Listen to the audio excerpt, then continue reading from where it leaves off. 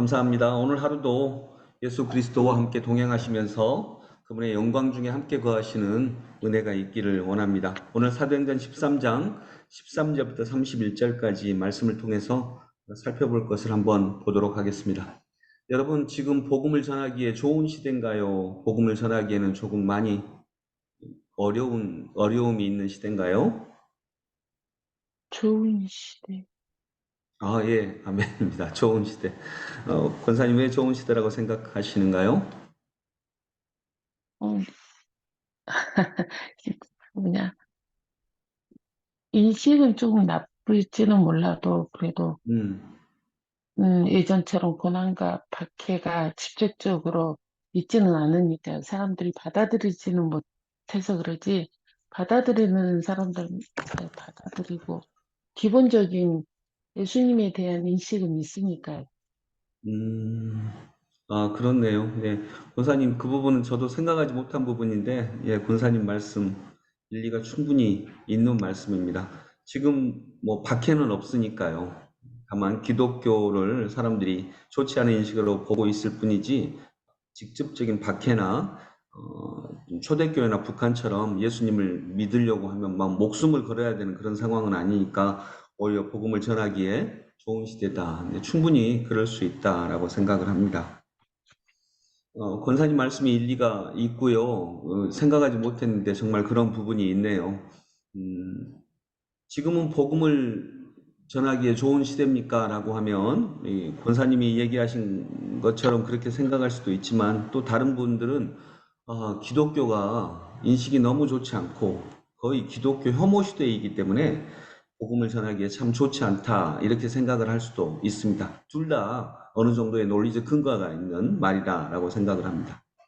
여러분, 그러면 기독교 역사에서 가장 자랑스러운 시대, 또 복음이 가장 역동적으로 전해졌던 시대라고 하면 언제를 꼽을 수도 있을까요? 뭐 한 군데는 아니지만 오늘 본문에 의거하면 어떻습니까? 초대교회, 네, 예, 초대교회죠. 네. 초대교회는 정말 자랑스러운 시대입니다. 또 초대교회는 복음이 정말 역동적으로 전달되었습니다. 그리고 예수를 믿는 사람들이 진짜 많이 늘어났습니다. 그래서 지금도 교회 역사에서 초대교회는 자랑스러운 기독교의 역사 시대로 남아 있습니다. 그런데 초대교회는 복음을 전하기가 좋은 시대였나요? 아니요. 아니었습니다. 권사님이 얘기하신 것처럼 박해가 있었고요. 예수를 믿으면 죽인다고 했습니다. 그리고 실제로 감옥에 가두고 죽이기도 하고 많은 사람이 순교를 당하고 그리고 오늘도 이 본문에 보니까 흩어졌잖아요. 예수를 믿다가 예수님을 구원자로 고백하다가 예루살렘에서 살아갈 수가 없어서 자기들이 복음을 전하려고 흩어지려고 흩어진 게 아니라 도망칠 수밖에 없어서 그러다가 흩어졌죠. 그러니까 복음을 전하기에는 너무나 좋지 않은 그런 상황이었습니다.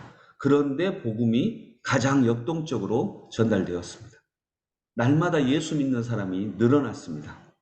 그 좋지 않은 조건 속에서도요. 그러니까 지금 우리가 복음을 전하기에 좋은 시대입니까? 라고 말할 때 아니죠.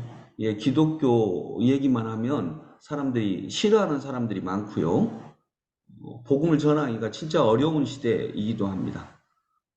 복음을 전할 수가 없고 이제는 길거리 전도를 하면 욕을 먹는 경우가 더 많아서요.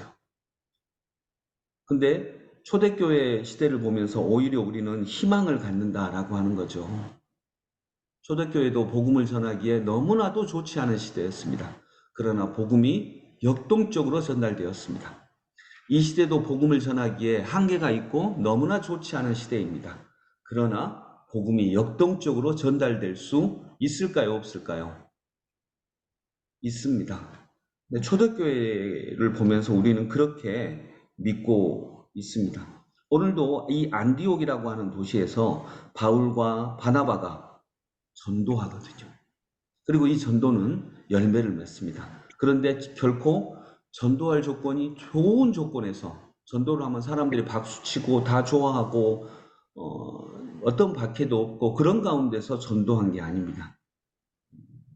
전도를 하기가 정말 어려웠고 전도를 하면 잘못하면 감옥에 가두고 죽기도 했습니다. 그러나 전도했는데 복음의 능력이 열매가 너무나도 크게 나타났습니다. 그런 면에서 보면 지금 이 시대도 복음을 전하기에 조건이 좋지 않은 시대이지만 조건이 좋지 않은 시대이기 때문에 오히려 초대교회처럼 복음 전도의 역사가 놀랍게 열매 맺을 수 있는 줄로 믿습니다. 지금 우리가 전도 행사를 하면서 그런 마음으로, 그런 믿음으로 이렇게 나아가 볼 수 있기를 원합니다. 또 두 번째로 살펴볼 것은 여러분, 초대교회는 복음을 전하기에 정말 좋지 않은 시대였습니다. 그런데 복음이 역동적으로 많은 열매를 맺고 전달이 됐습니다. 오늘 본문에도 보면 예수님도 복음을 전하기에 좋지 않은 시대를 사셨습니다. 하나님 나라 복음을 전하다가 죽으셨거든요. 물론 하나님이 다시 살려주셨긴 했지만 고난받으시고 죽으셨습니다.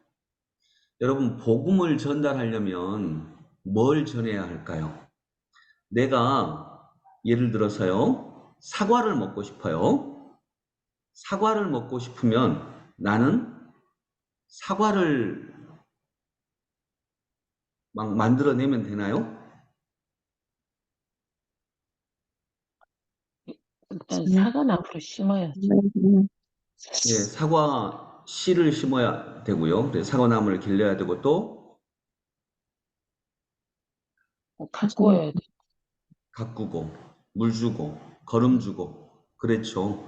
그래서 사과를 먹고 싶으면 사과를 만들어내려고 막 하는 게 아니라 사과 아닌 것들을 뿌리는 노력을 해야 됩니다. 사과 씨를 심고 물 주고 거름 주고 날마다 돌아보고 이건 사과하고 아무 상관없거든요. 그런데 이게 사과를 만들어냅니다. 네, 여러분, 우리가 만약 할아버지 할머니가 됐어요. 그리고 자식들이 결혼을 했는데 예쁜 손자를 보고 싶어요. 그러면 막 찾아가서 야, 손자 좀 낳아라, 손자 좀 낳아라. 이러면 될까요? 물론 될 수도 응. 있죠. 근데 가서 손자 좀 낳아라, 좀 낳아라. 이렇게 막 요구하고 닥달하고 그런다 그래서 되는 게 아니고 손자를 낳으려면 그러니까 뭐 아들이든지 딸이든지 아니면 사이든지 며느리든지 이 둘이 정말 사랑할 수 있도록 여러 가지 조건, 그러니까 우리가 그들을 사랑해야죠. 할아버지, 할머니가 그들을 사랑하면 그들이 서로 사랑하게 되면서 아이를 낳게 되고 그게 또 나의 손자가 되기도 하고 그렇게 되겠죠. 그러니까 복음을 전달하려면 복음 아닌 것들을 심어야 합니다. 그리고 뿌려야 하고 힘을 쏟아야 되겠죠. 아까 사과를 먹고 싶으면 사과를 막 만들어내려고 하기보다는 물 주고 거름 주고 돌봐주고 땀 흘리고 그다음에 금을 막 쳐주고 막 이런 것처럼 사과를 먹으려면 사과 아닌 것들로 이루어진 일을 해야 합니다. 우리도 복음을 전하려면 복음 아닌 것처럼 보이는 것들, 십자가, 때로는 고난, 그리고 작은 사랑들, 이런 것들을 전해야 하는 것입니다. 이런 노력들을 해야 사과가 열리고 그 사과를 우리가 먹을 수 있게 되는 것입니다. 복음을 전하려면 마찬가지입니다. 복음 그것을 그대로 전하는 것도 있지만 또 한편으로는 복음을 전하기 위해 우리 예수님처럼 때로는 십자가를 지기도 하고요. 오늘 16절의 말씀처럼 두려움을 이겨내기도 해야 하고요. 박해가 있지만 그걸 뚫고 나가기도 해야 하고 그 속에서 작은 사랑을 전하기도 하고 그래서 복음은 복음 아닌 것들로 이루어져 있습니다. 사과를 먹으려면 물 주고 거름 주고 돌봐주고 이래야 사과를 먹을 수 있는 것처럼 복음을 전하려면 사랑해주고 두려움을 이기고 때로는 박해를 견디고 십자가를 메고 이런 것들로 우리는 복음이 전달되는 것을 알 수 있습니다. 말씀을 결론 내리면서요. 여러분, 이제 우리는 말로라도 지금은 복음을 전하기에 정말 좋지 않은 시대입니다. 뭐 그렇게 말할 수 있죠. 그러나 그러기 때문에 복음을 전하기에 더 좋은 시대이기도 합니다라고 고백할 수 있기를 바랍니다. 초대교회가 그랬으니까. 복음을 전하기에 좋지 않은 시대니까 진짜가 아니면 복음을 전하지 않겠죠. 두 번째로 복음을 전하기 위해서 복음 아닌 것들을 소중하게 붙잡는 우리들이 되기를 원합니다. 복음을 전하기 위해서 때로는 복음 아닌 것처럼 보이는 사랑, 두려움을 이겨내는 것, 기도하는 것, 때로는 십자가를 매는 것, 이런 것들을 붙잡으면서 그게 다 어우러져서 복음이라고 하는 열매를 맺어내는 신비를 경험할 수 있기를 소망합니다. 기도하겠습니다. 주님, 초대교회는 복음을 전하기에 정말 좋지 않은 시대였습니다. 그런데 교회 역사상 가장 크게, 가장 역동적으로 복음이 전달되었습니다. 지금 이 시대도 복음을 전하기에 좋지 않은 시대다라고 말합니다. 맞습니다. 그러나 그러기에 초대교회처럼 가장 역동적으로 복음이 전달되게 하여 주옵소서.